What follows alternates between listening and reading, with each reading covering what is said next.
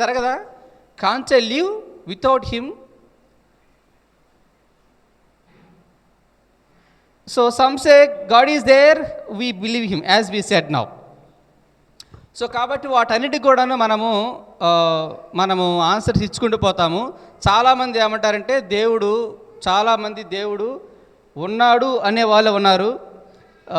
I think you have been seeing right. లేడు అనేవాళ్ళు 4% ఉన్నారు. నాకు అవసరం లేదనే వాళ్ళు 30% ఉన్నారు. ఓకే, ఇక్కడ లేడు అనేవాళ్ళు 4% ఉన్నారు. ఎందుకనంటే వాళ్ళు ఏం ఆన్సర్ ఇస్తారు? ఫస్ట్ ఆర్గ్యుమెంట్స్, ఈ 2 ఆర్గ్యుమెంట్స్ వస్తాయి. Number 1 argument is because he is not visible. ఆయన కనపట్టలేదు, నేను చూడటం లేదు, కాబట్టి నేను నమ్మను. ఆయన కనపడటం లేదు, చూడటం లేదు, నేను నమ్మను. చాలామంది నేను ప్రశ్నిస్తూ ఉన్నప్పుడు వాళ్ళు వచ్చే ఆన్సర్ ఏంటంటే, యూ పీపుల్ హ్యావింగ్ మైండ్లెస్. ఏమంటారు వాళ్ళు? You are the people of mindless people, those who are preaching that there is a God in this age of science అని వాళ్ళు అంటారు. నేనేమన్నాను తెలుసా? Yes brother, but you have mind, that show me. నీకు mind ఉందా? Yes, he said yes, then show me. ఏం చేస్తాడు మరి? చేస్తాడా? చూపిస్తాడా? Right. So there are some things which cannot be seen but there are existed, right? So air is there, it can't seen, it is not visible but it is there. Electricity is there, my voice also is there, it is audible, you are able to hear my voice, but it cannot be seen, it cannot be put into paper or anything else, and so that is a word. No, therefore certain things are there in this world, they are existed, but we can't say that they are not existed, though they are existing. రెండో రకం people ఏంటంటే, yes there is a god అని చెబుతారు. ఈరోజు మనం ఏం చేయబోతున్నామంటే,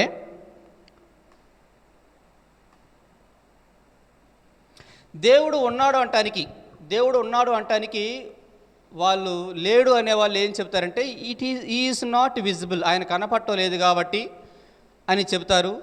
తర్వాత they bring a word called science. ఏమంటారు? They bring a word called science. Science ప్రకారం దేవుడు ఉన్నాడా? సైన్స్ ప్రకారం దేవుడు ఉన్నాడా?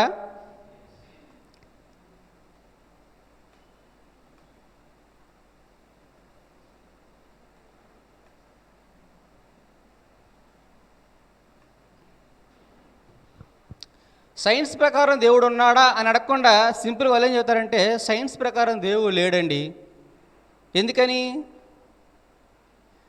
ల్యాబొరేటరీలో ఇట్ ఈస్ నాట్ ప్రూవెన్ అండి. ఆ భూతద్దాలు పెట్టి చూస్తే కనిపించలేదంట. ల్యాబొరేటరీలో దాన్ని పట్టుకోలేకపోయారు. ఏం పట్టుకోలేకపోయారు? Molecules are there, they have caught it, మైక్రోస్కోప్లో కాట్ చేయబడింది అవి. Cells are there, DNA is there, they have caught it. So God cannot be caught it, therefore there is no God.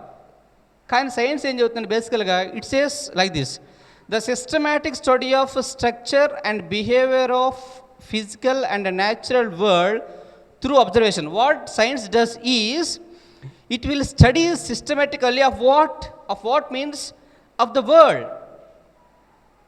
ఈ ప్రపంచాన్ని స్టడీ చేస్తుంది, observe చేస్తుంది. తర్వాత it does experimentation, and then it tests, and then produce theories, and then evidences. Therefore these are the stages are there in the science. First one is observation, second one is hypothesis, third one is theory, and the last one is law. Law means niyamu. After prove చేయబడిన తర్వాత they make it law. దాన్ని principal అంటారు, నియమం అంటారు. ఇవన్నీ ఏంటి? మిగతా అన్నీ కూడాను అబ్జర్వేషన్ అంటే జస్ట్ అలాగా చూసుకుంటూ పోవటం. హైపోథసిస్ మీన్స్ ఊహ, imagination, that there is water on moon. Got it? ఆ వాటర్ ఉందని ఇమాజిన్ చేసుకొని ఏం చేస్తారంటే దే స్టార్ట్ ప్రొడ్యూసింగ్ థియరీస్. ఏం థియరీస్? మేము అక్కడికి ఒక శాటిలైట్ పంపించాము, డ్రోన్ పంపించాము, లేకపోతే అది ఇది పంపించాము, ఇటువంటి అబ్జర్వేషన్స్ దట్ వీ ఫౌండ్ అని చెప్పేసి అని దే డ్రాఫ్ట్ ఏ థియరీ. ఆ ఎవిడెన్సెస్ అన్నీ ఇచ్చిన తర్వాత ఏం చేస్తారంటే అవన్నీ కూడా నువ్వు ఎక్స్పెరిమెంట్ చేసి స్టడీ చేసి thorough study should be done and then prove that it is law, make that is law అన్నప్పుడు ఇంకా అది రుజువు చేయబడుతుంది. అటువంటి విధంగా సైన్స్లో 4 రకాలుగా ఉంటాయి. కాబట్టి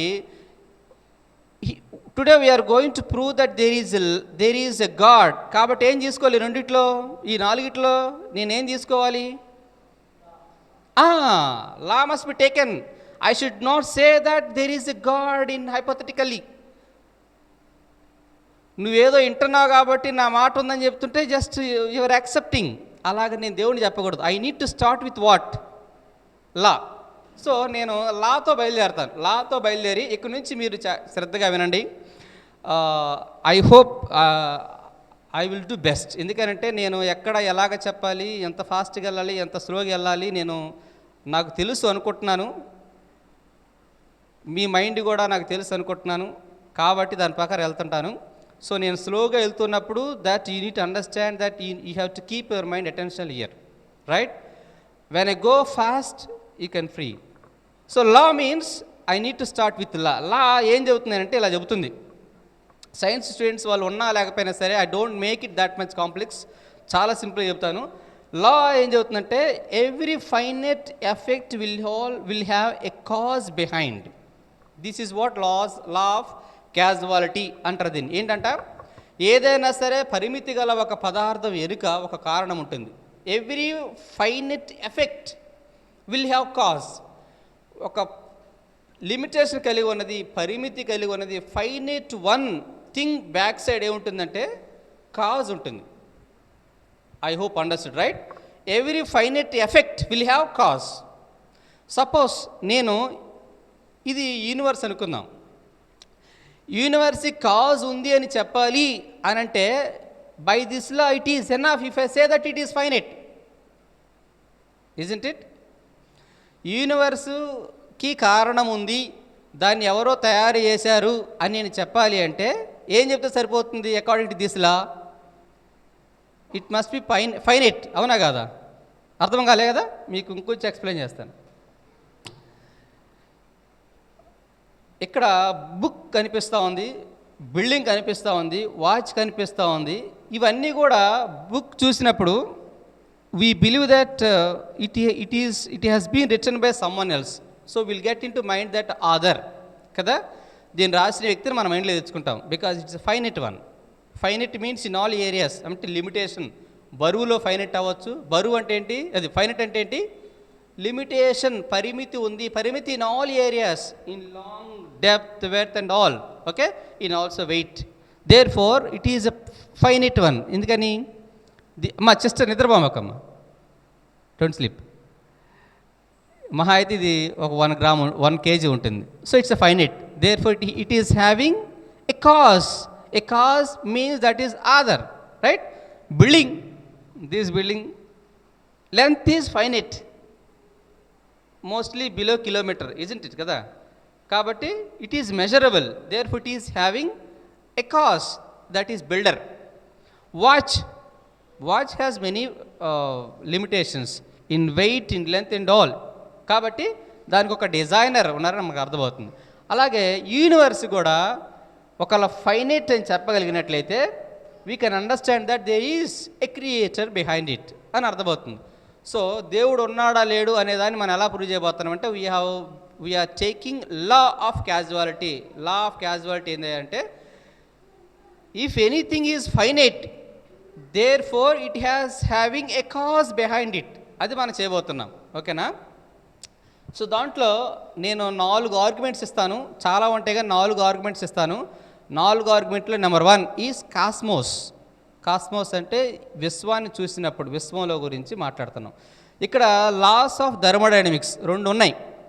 ఫస్ట్ లా, సెకండ్ లా. ఇదంతా మనం చదివినా చదవకపోయినా సరే I will summarise this like this. First law says that the total quantity of energy in the universe is constant. లాని మార్చలే మనం. Law is what it's proven one కదా. లా అంటే ఏంటి? అది రుజువు చేయబడింది.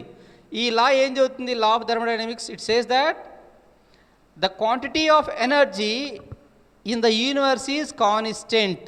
ఎనర్జీలో ఉన్న శక్తి అంతా కూడా material or else matter is constant. Constants in what area means heat or energy in the closed system cannot have leakages. The energy will not go out or come in from other source. ఇది మనకి ఇంకొంచెం విధంగా మీకు explain చేస్తాను చూడండి. First law says that, ఇది చెబుతా ఉంది ఏంటంట, the first law is the universe, the total amount in the energy in the existed always remains constant, but the form may be changed.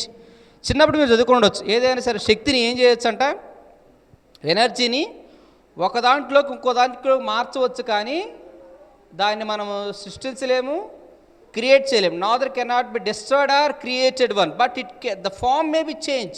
Suppose petrol ఉందనుకోండి, kerosene ఉంది, diesel ఉంది, okay. Energy is there in the earth. దాన్ని మనం ఏం చేస్తున్నాము? పెట్రోల్లోకి, డీజిల్లోకి, కిరోసిన్లోకి మార్చుకుంటూ వెళ్తున్నాం కదా. ఎలక్ట్రిసిటీని ఎలా మారుస్తున్నాము? ఎలక్ట్రిసిటీని లైట్లోకి మారుస్తున్నాము, ఫ్యాన్లోకి మారుస్తున్నాము, మెషిన్లోకి మారుస్తున్నాము. So energy is being changed in other forms, but it cannot be created one. What is there in the universe? అది ఫస్ట్ లా చెప్పేది అనమాట. సెకండ్ లా ఏం చెబుతుందంటే, మీరు ఫస్ట్ చూశారు కదా, ఫస్ట్ పిక్చర్ చూశారు కదా, ఎనర్జీ బిఫోర్ యూనివర్స్లో existed energy is constant. Closed system యూనివర్స్లో ఉన్న ఎనర్జీ మొత్తం కూడా form is being changed. Blue కలర్లో, వైట్ కలర్లో, బ్లాక్ కలర్లో, రెడ్ కలర్లో ఇట్ ఈజ్ బీయింగ్ చేంజ్డ్. అది ఫస్ట్ లా చెప్పేది. సెకండ్ పార్ట్కి వస్తే, సెకండ్ లా ఏం చెబుతుందంటే, the quantity of available energy is decreasing. The quantity of available energy decreasing అంటే, సపోజ్ ఇది చాక్ పీస్ అనుకోండి, ఇదంతా కూడా ఒక ఎనర్జీ అనుకుందాం కదా, చాక్ పీస్ అనుకుందాం. నేను దీన్ని రాస్తూ ఉన్నాను. ఏం జరుగుతుంది? రాస్తూ ఉండగా తరిగిపోతుంది కదా, తరిగిపోతుంది. ఇంకొంచెం మిగిలింది అనుకుందాం, ఇంతే మిగిలింది అంటే ఏం జరిగింది? యూజబుల్ చాక్ పీస్ ఎంత అయింది? ఇంతలో నుంచి తగ్గిపోయింది. అంటే ఏదైతే అవసరతలో కావాలో అది ఉన్నదంతా తక్కువలో. Usable energy's decreasing. వాడుతున్నా కొద్దిగా ఏం జరుగుతాయి అంటే చాక్ పీస్ అరిగిపోతుంది. కానీ ఏం జరుగుతుంది? ఫామ్ చేంజ్ అవుతుంది. ఇంతకుముందేమో ఇలాగ స్టిక్ లాగా ఉంది, when it is being used ఏం జరుగుతుంది? Form is changed into dust. Energy is there in the universe, కానీ ఫామ్ ఏమో స్టిక్ లాగా ఉంది, తర్వాత డస్ట్ లాగా వచ్చింది కదా. So usable energy is decreasing when it is being used. ఇది రెండులా చెప్పేది. ఫస్ట్ లా ఏం చెబుతుంది? ఫస్ట్ లా ఏమో ఎనర్జీ అనేది ఒక దాంట్లో నుంచి వేరే ఫామ్లోకి మార్చవచ్చు అని చెబుతూ ఉంది. రెండో లా ఏందంటే, సృష్టిలో ఉన్న ఎనర్జీ, యూజబుల్ ఎనర్జీ తగ్గిపోతుంది అని చెబుతూ ఉంది.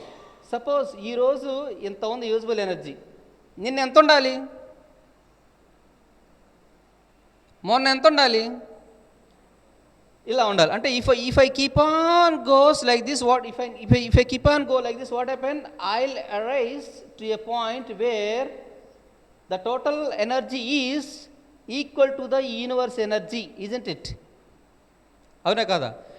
ఇక్కడ యూజబుల్ ఎనర్జీ తక్కువగా ఉంది, నిన్నేమో ఎక్కువగా ఉంది, మొన్న ఎక్కువగా ఉంది, ఇలా ఎక్కువగా పోతా ఉంది.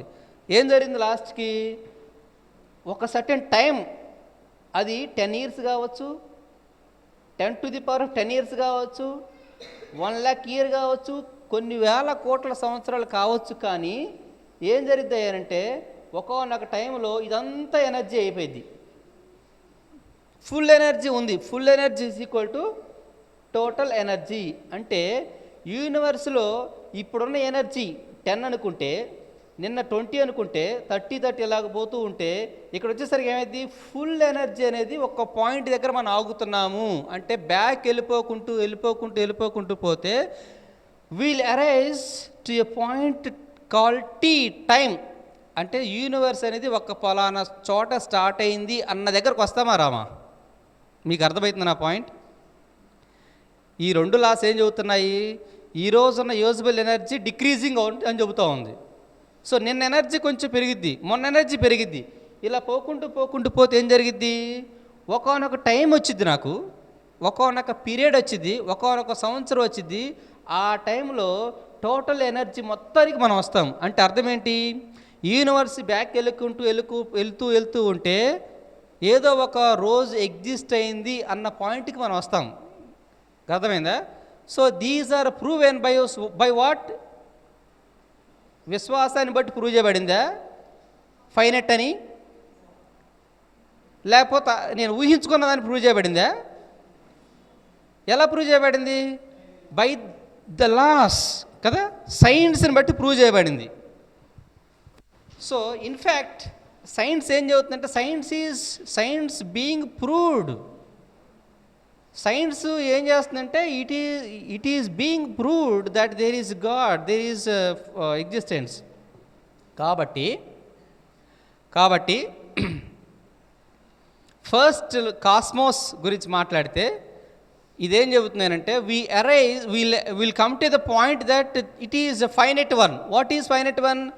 Energy in the universe is finite one. Therefore, law says what? Every finite thing will have a cause. కదా? కాబట్టి ఫస్ట్ లా ప్రకారము యూనివర్స్ అనేది ఫైనైట్ అని ప్రూవ్ చేయబడింది. నెక్స్ట్కి వెళ్దాం. అర్థమైందా? Shall explain again. మీ పక్కన తమ్ముడు, మీకు అర్థమైందా? అర్థమైందా?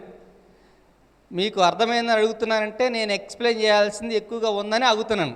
ఎక్స్ప్లెయిన్ చేయాల్సింది లేదు అని అంటే ఐ విల్ రన్ కదా. ఓకే, తర్వాత మనం ఎక్కడున్నాము? I need our minds. మనం ఎక్కడున్నామంటే we're in the state that we're proving that universe is finite కదా. యూనివర్స్ ఈజ్ ఫైనైట్ అంటే లిమిటేషన్స్ కలిగి ఉన్నాయి చెప్పబోతున్నాం. ఇక్కడ సెకండ్ పాయింట్ కూడా రెండోది చెబుతున్నాం. Sun diameter has been decreasing 1% per every 100 years. అంటే ఏం జరుగుతుంది ఇక్కడ? డయామీటర్ ఆఫ్ సన్ ఇలాగ పెద్దగా ఉండేది తగ్గుతా ఉంది. అంటే we are coming to a point that it is having a limitation. So it is a finite. అది ఫస్ట్ వన్. సైన్స్ ప్రకారము ఇట్స్ ఎ ఫైనైట్ అని ప్రూవ్ చేయబడింది. రెండో దానికి వద్దాం. ఫైనైట్ కాబట్టి it must have a cause, right? So second one is Einstein's theory. Einstein అనే వ్యక్తి ఎవరే అంటే, ఇప్పుడు మనకి మీ జనరేషన్కి బాగా తెలిసిన సైంటిస్ట్ పేరు చెప్పండి. Well known, famous, strongest, having big IQ చెప్పండి. ఎవరు బాగా ఐక్యూ ఉన్న scientist? Einstein, Stephen Hawking. I heard something else, right? Someone, right? Stephen Hawking తర్వాత ఐన్స్టీన్స్, వాళ్ళిద్దరు ఒకే లైన్లో నిలబడతారు. ఆ వ్యక్తుల్లో ఐన్స్టీన్ అనే వ్యక్తి ఇలా చెప్పాడు.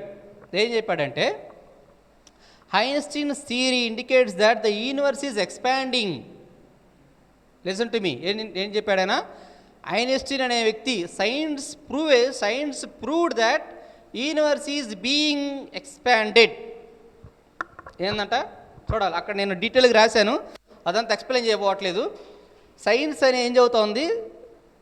ఐన్స్టీన్స్ థియరీ ఏం చదువుతోంది? ఐన్స్టీన్స్ రిలేటివ్ థియరీ ఏం చదువుతుందంటే, universe is being expanded. Suppose today this much universe is there, this much area is occupied అనుకుందాం మనం, రైట్?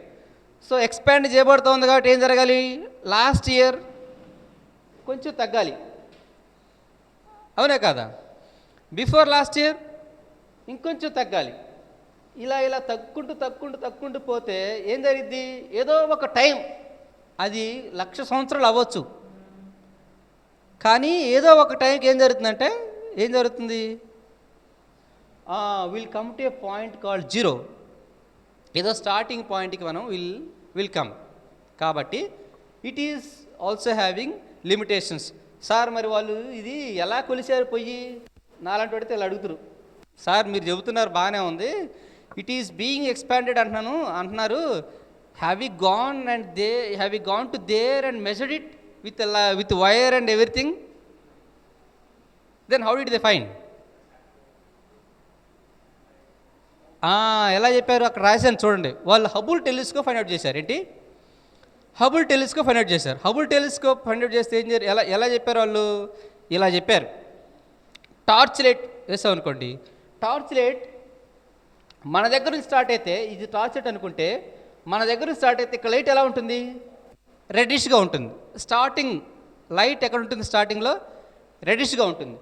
కొంచెం దూరంలో రెడ్నెస్ తగ్గుతుంది, ఇంకొంచెం దూరంలో రెడ్నెస్ తగ్గుతుంది. సో ఇలాగా టార్చ్ లైట్ చూసుకుంటే ఇలా పోతే, హబుల్ టెలిస్కోప్ ద్వారా ఏం చేశారంటే ఇలా ఫైండ్ అవుట్ చేశారు that it is being expanded. Therefore, by that also we can say that it is a finite one. దీన్ని కింద రాసింది, this is confirmed by Stephen Hawking. మరి వాళ్ళకంటే మన సైంటిస్టులమా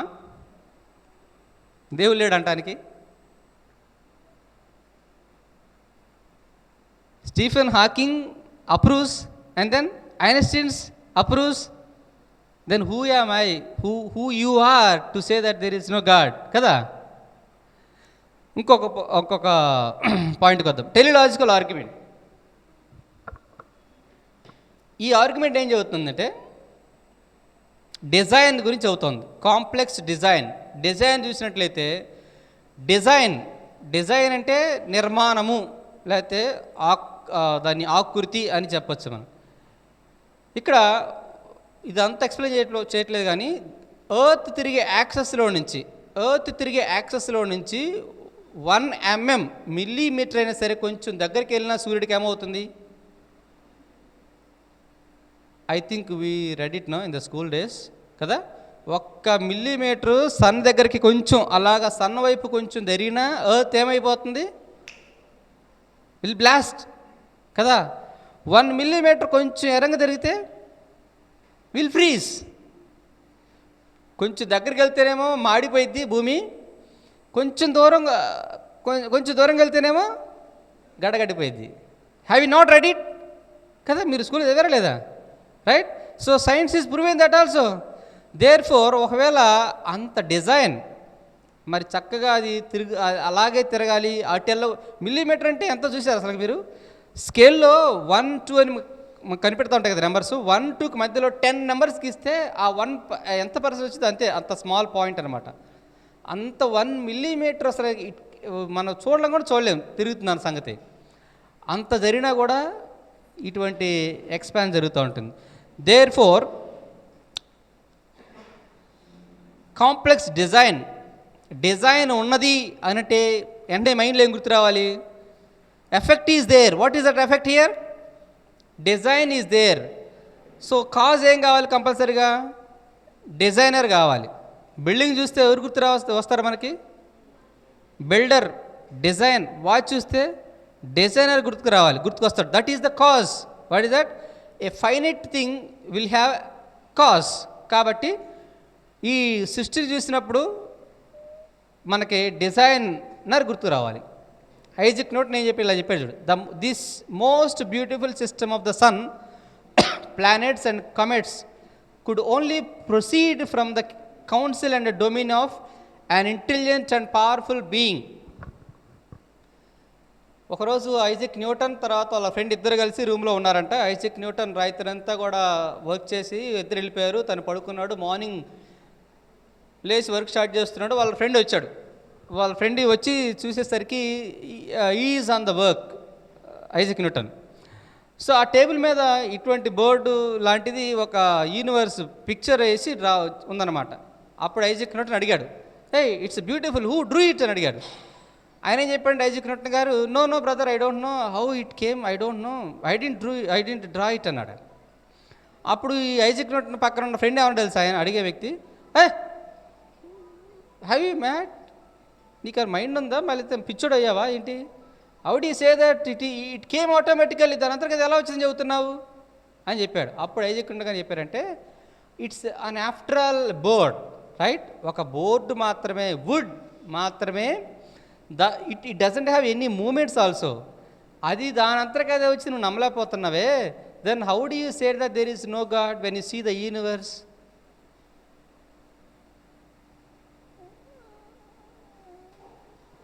next argument biological argument. Biological ఆర్గ్యుమెంట్లో ఇక్కడ నేను చాలా రాశాను.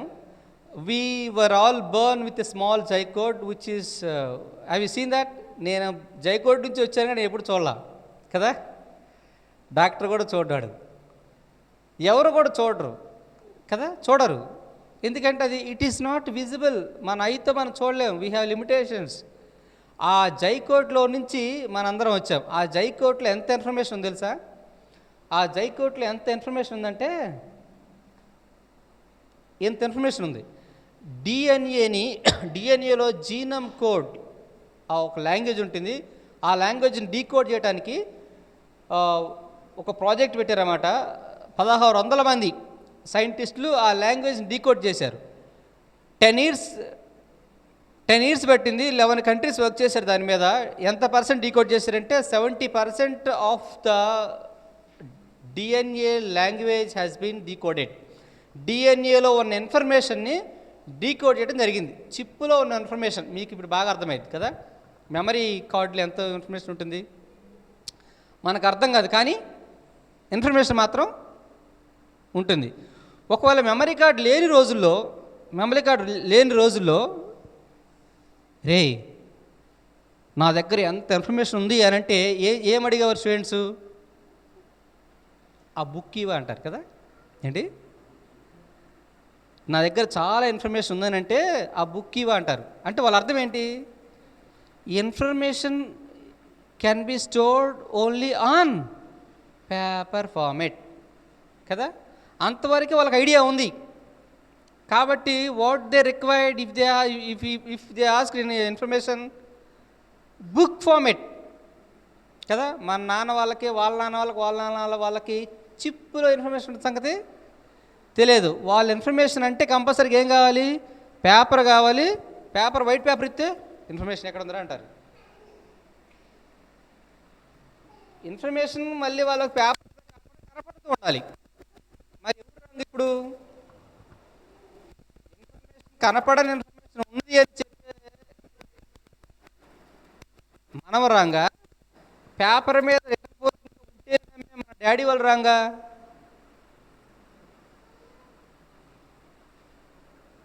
So we are not updated. Our dads are not updated. God is updated. ఎప్పుడు? when he created. చిప్పులో ఇన్ఫర్మేషన్ ఉన్న సంగతి ఇప్పుడు నువ్వు నమ్ముతున్నావు, కానీ అది ఎప్పుడు చెప్పాడు దేవుడు? Even before the foundation of the world. అర్థమవుతుందా? ఆ జీనమ్ కోడ్లో డిఎన్ఏలో అంత ఇన్ఫర్మేషన్ ఉంది. సైన్స్ వాళ్ళు అంత ప్రాజెక్ట్ చేసి చెబితే కానీ మనకు అర్థం కాలేదు. ఏ ఇన్ఫర్మేషన్ ఉంది డిఎన్ఏలో? నేను ఎంత హైట్ అవ్వాలనేది దాంట్లోనే ఉండిద్ది కదా. నా హైట్ మెజర్మెంట్ దాంట్లోనే ఉంటుంది, నా వెయిట్ మెజర్మెంట్ దాంట్లోనే ఉంటుంది, నా బ్రెయిన్ అంతా దాంట్లోనే ఉంటుంది. ఈ ఇన్ఫర్మేషన్ మొత్తం కూడాను నా యొక్క ఇప్పుడు నా ఊహలేంటి, తర్వాత నా ఎమోషన్స్ ఏంటి, what colour I like, what food I eat more, ఈ నా టేస్ట్ ఏంటి, ఇవన్నీ కూడాను దాంట్లో ఉంటుంది. దేర్ ఫోర్ ఏం చెప్పచ్చు? Information is available in the universe means what? Information ఉన్నది అంటే ఇన్ఫర్మేషన్ ఇచ్చాడు కావాలి కదా, అవునా కదా. ఇన్ఫర్మేషన్ ఉన్నది అంటే దాన్ని ఇచ్చాడు కావాలి. సో దేర్ ఫోర్ ఈ క్రియేటర్ ఎవరయ్యా అంటే ఇన్ఫర్మేషన్ కలిగి ఉన్నవాడు, డేటా ఉన్నవాడు అని మనకు అర్థమవుతుంది. సో క్యాలిక్యులేటర్ తయారు చేసిన వాడికి క్యాలిక్యులేటర్లో 2 + 2 = 4 అని తెలియలేదనుకో, తయారు చేసేవాడే కాదు కాబట్టి. సో ఇన్ఫర్మేషన్ పెట్టాడు అంటే డిఎన్ఏలో, దాని అర్థం ఏంటి? ఇన్ఫర్మేషన్ ఉన్నవాడు అని అర్థం. కాబట్టి God is not a power, ఏదో ఎలక్ట్రిసిటీ పవర్ లాగా ఉండే వ్యక్తి మాత్రమే కాదు, ఇన్ఫర్మేషన్ కలిగి ఉన్నవాడు అని మనకి దీన్ని బట్టి అర్థమవుతుంది. ఫైనల్గా డిజైనర్ అంటే ఏంటి? ఇంటలెక్చువల్ నాలెడ్జ్ పర్సన్ అని అర్థమవుతుంది గాడ్ అంటే. డిఎన్ఏలో ఉన్న డేటా చూస్తే అర్థమవుతుంది గాడ్ ఈజ్ జస్ట్ నాట్, అమ్మా నిద్ర మనం డిఎన్ఏ చూస్తే God is just not a power. చాలామంది ఏం చెబుతారు, ఏదో ఒక శక్తి ఉందండి, ఈ ప్రపంచాన్ని నడిపించే ఒక శక్తి మాత్రం ఉంది అని చెబుతారు. కానీ ఆ శక్తి మాత్రమే కాదు దేవుడు అంటే అని మనకు అర్థమవుతుంది. సో ఇట్లాగా వీళ్ళందరూ, Albert Einstein, Stephen Hawking also giving test money. ఆయన ఏం చెప్పాడు, ఒక మాట చదివి నేను ముగిస్తాను. సెకండ్ పాయింట్లో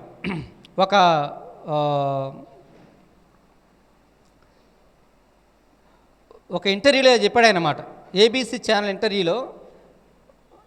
he responded to the idea that theology and science stand opposite to each other అన్న టాపిక్ మీద మాట్లాడుతున్నారు. ఏంటి, థియాలజీ అంటే దేవుడు, తర్వాత సైన్స్ రెండు కూడా ఒకదానికొకటి విరుద్ధమా అనే దాంట్లో మాట్లాడుతూ ఉంటే స్టీఫెన్ హాకింగ్ ఏం చెప్పాడు చూడండి. ఏం చెప్పాడంటే, it is difficult to discuss the beginning of the universe without mentioning the concept of God. I think understood right what he said. నేను సృష్టి గురించి ఆలోచించాలి అని అంటే దేవుడు లేకుండా ఆలోచించకూడదు.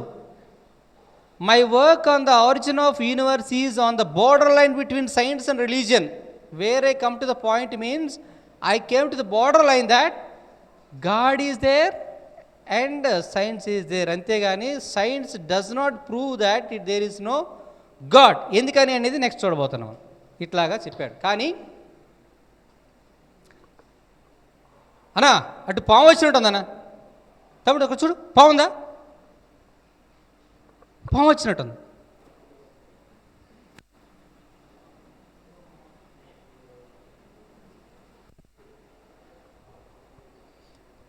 ఇప్పుడు నేను పాము లేదని చెప్పాలంటే ఏం చెప్పాలి?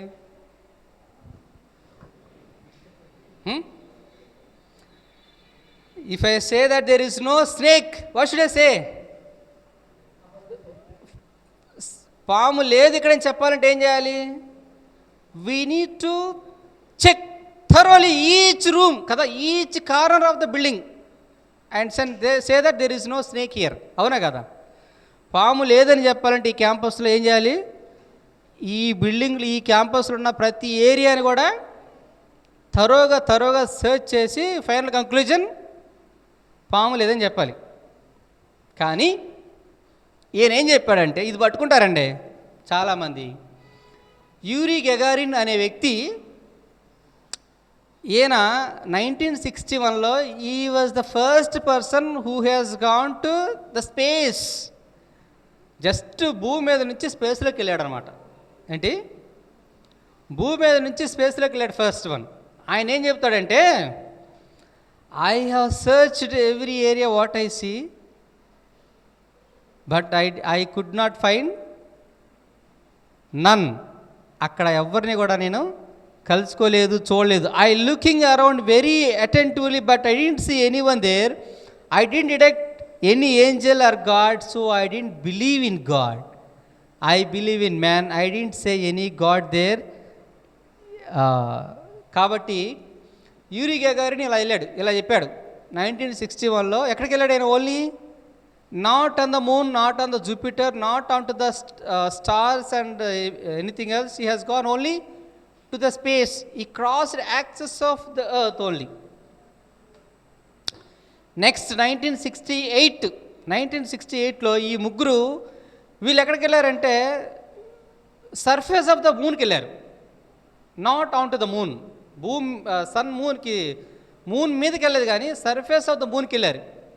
అక్కడ నుంచి ఏం చూశారంటే వాళ్ళు, అక్కడ నుంచి they have seen a ball, blue and white colour ball is being raised, it is brightening. వాళ్ళు దాన్ని చూసి అర్థమైంది వాళ్ళకి, oh it is a earth. ఏంటంట, అది మన భూమి. కాబట్టి వాళ్ళు ఏం చేశారంటే అక్కడ బైబిల్ ఓపెన్ చేసి, in the beginning God created heavens and earth. ఏంటి, in the beginning God created heavens and earth. ఇక్కడ గమనించాలి, 1961లో నుండి ఇప్పటికి మనం ఎంత అప్డేట్ అయ్యాము. కాబట్టి దాన్నే పట్టుకుంటూ కూర్చునకూడదు. ఆయన ఎక్కడికి వెళ్ళాడు? ఓన్లీ యాక్సెస్ మాత్రమే దాటాడు. అక్కడికి వెళ్ళి దేవుడు సరిపోయిందా? వీళ్ళు ఎక్కడికి వెళ్ళారు? ఈయన ఎక్కడికి వెళ్ళాడు? ఇంకా మూన్ మీదకి కాలు మోపాడు ఆయన. ఎవరు? Neel Armstrong was the first person who step on to the moon. ఆయన ఏం చెప్పాడంటే, దేవుడు దేవల్ల నేను దిగానని చెప్పాడు. సో అంటే మనము పాత దాంట్లోనే ఉండకూడదు కదా. మన తాతోళ్ళు బుక్ ఇన్ఫర్మేషన్ అంటే బుక్ అనే దగ్గర ఉండకూడదు. డిఎన్ఏలో ఇన్ఫర్మేషన్ ఉందని ఇప్పుడు మనం నమ్ముతున్నాం. ఎందుకని? చిప్పులు పెట్టగలుగుతున్నాం కాబట్టి. సో దాన్నే పట్టుకొని సైంటిస్టులే చెప్పాడు అని చెప్పి అనకూడదు. We have updated. కాబట్టి సృష్టి ఎంత ఉంది, దేవుడు లేడని చెప్పాలంటే ప్రతి పాటికి వెళ్ళాలి, అప్పుడు చెప్పాలి. అసలు ప్రతి పాటికి వెళ్ళగలమా? వెళ్ళలేం. ఇది రీసెంట్గా వచ్చింది, 2 days బ్యాక్. మీరు టీవీలో కూడా టెలికాస్ట్ అయింది, 10 టీవీలో బాగా టెలికాస్ట్ అయింది. Is mathematician and scientist also. ఏం చెప్పాడంటే, చదివాడు చూడండి కదా. Hardware scientist claims God is real. He has given mathematical formula to prove it. In డీటెయిల్గా మీరు చూడవచ్చు, మీరు నెట్లో కొట్టినా కూడా వచ్చింది. దేర్ ఫోర్ దేవుడు ఉండడం మనకు అర్థమవుతుంది. మరి ఉంటే ఎలా ఉంటాడు? ఇంటలెక్చువల్ అయి ఉండాలి, ఇన్ఫర్మేషన్ ఉండాలి ఆయన దగ్గర. తర్వాత ఇంకొక మాట కూడా ఉంది. ఇప్పుడు మానవుల్లో ఏముంది? కాన్షియస్ ఉంది, లవ్ ఉంది కదా. కాన్షియస్ ఉంది, లవ్ ఉంది. కాబట్టి దేవుడు కూడా ఏముండాలంటే కాన్షియస్, లవ్ ఇవన్నీ కూడా ఉండాలి.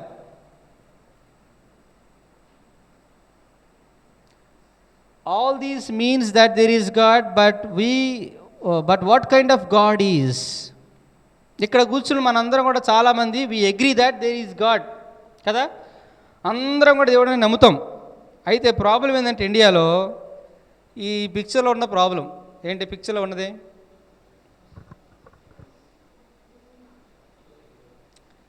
పిక్చర్లో ఏముంది?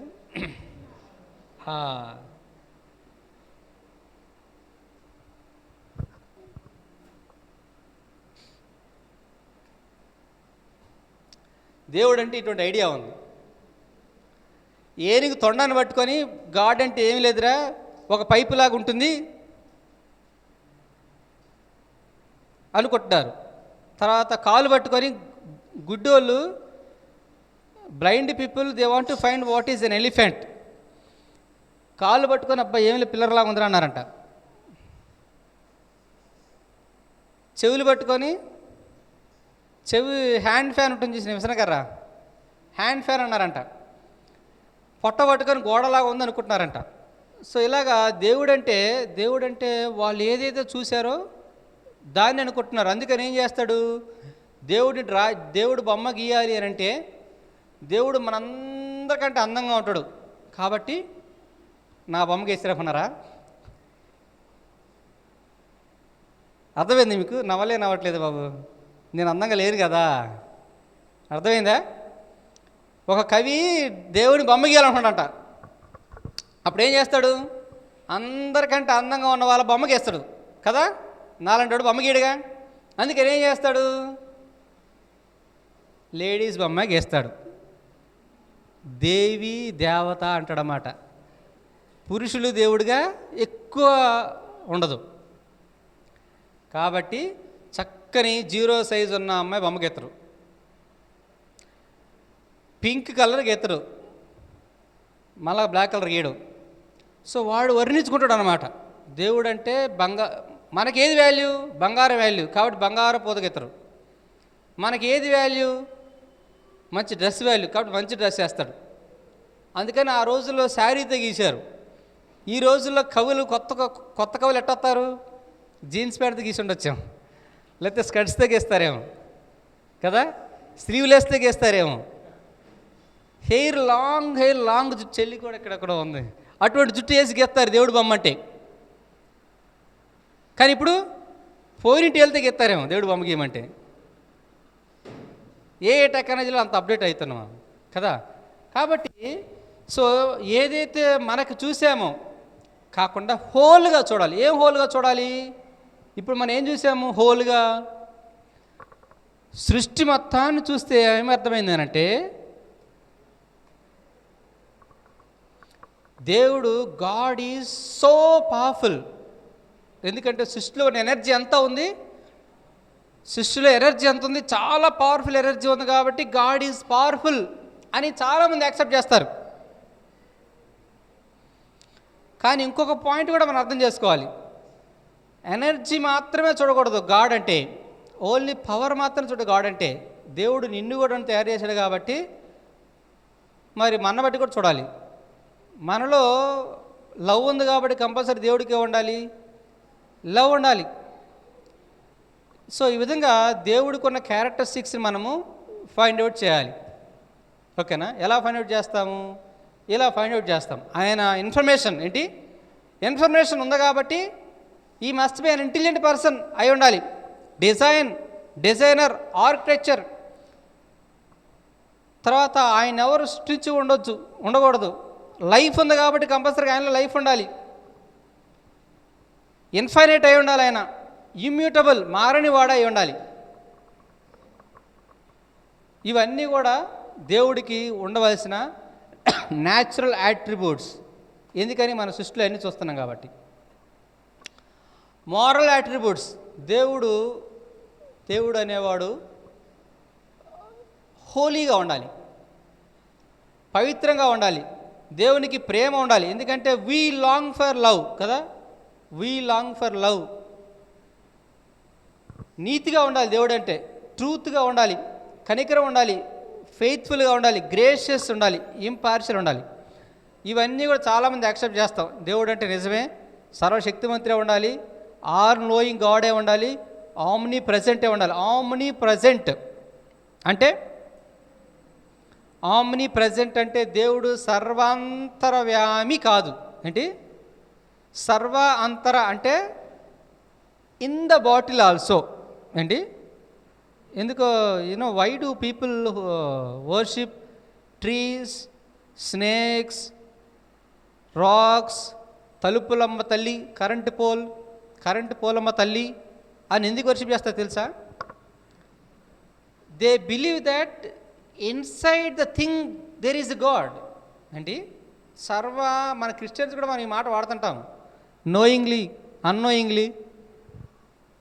సర్వ అంతర్వ్యామి కాదు దేవుడు. అంతరం అంటే they are right, worshipping walls and everything is right if that is అంతర్వ్యామి. సర్వవ్యామి, అంతటా ఉంటాడు దేవుడు, కాదు అన్నిటిలో కాదు. ఓకే, సో ఇట్లాగా దేవుడికి ఉన్న లక్షణాలు. మన ఇండియాలో ప్రాబ్లం ఏంటి? Then who is god? నేను వస్తున్నా, వాళ్ళు వస్తున్నారు. ఎవరు దేవుడని చెప్పాలి? మరి ఇప్పుడు ఎవరు దేవుడని చెప్పాలి అనంటే దేవుడికున్న లక్షణాలు, క్వాలిఫికేషన్స్. బీటెక్లోకి ఎంటర్ అవ్వాలంటే కంపల్సరీ నాకేం క్వాలిఫికేషన్ ఉండాలి? నేను ఎంట్రన్స్ ఎగ్జామ్ రాసి ఉండాలి, లేకపోతే ఇంటర్మీడియట్ ఎంపీసీ అని చదివి ఉండాలి. అవునా కాదా? మా బాబు 4th క్లాస్ చదువుతుండు, వాడికి ఇస్తారా బీటెక్ సీటు? ఈజ్ క్యాపబుల్ అంటే యూ కెన్ రీడ్ అంటే ఇస్తారా? వాడి కాళ్ళున్నాయి, చేతులున్నాయి, ముక్కుంది, నోరుంది, మంచి అందగాడు, ఆయన ఇస్తారా? ఇవన్నీ క్వాలిఫికేషన్స్ కాదు. క్వాలిఫికేషన్స్ అన్నీ ఇవి. దేవుడు అనాలి అంటే క్వాలిఫికేషన్స్ అన్నీ ఏంటయ్యానంటే ఇవి క్వాలిఫికేషన్స్. వీటిలో ఒక్కటమైనా కూడా వీ క్యాన్సిల్ దట్. ఏంటి? సో ఎవరైతే దేవుళ్ళు అనబడుతూ ఉన్నారో వాళ్ళందరూ కూడాను ఒక్క ఫ్రేమ్లో మనం తీసుకొద్దాం. హోలీ, పరిశుద్ధుడు అన్న దాంట్లోకి ఎవరైతే ఫిట్ అవుతారో వాళ్ళని మీరు దేవుడని చెప్పచ్చు. ఏంటి? పరిశుద్ధుడు అని ఎవరైతే ఫిట్ అవుతారో వాళ్ళు మీరు దేవుడని చెప్పవచ్చు. సో ఆ విధంగా నాకు ఎవరు దొరికారంటే యేసుక్రీస్తు వారు దొరికారు. బైబిల్లో ఉన్న దేవుడు యేసుక్రీస్తు వారి గురించి all powerful, all knowing God, omni present God, loving God, sinless God, Holi God అని దొరికాడు. కాబట్టి we believe that Jesus is the God.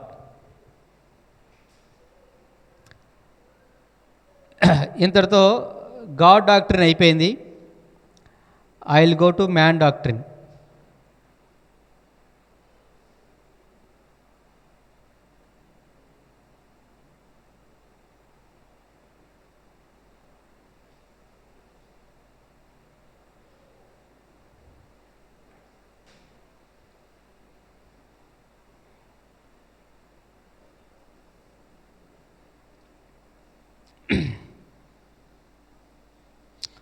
ఒకసారి లేచి నిలబడదామా?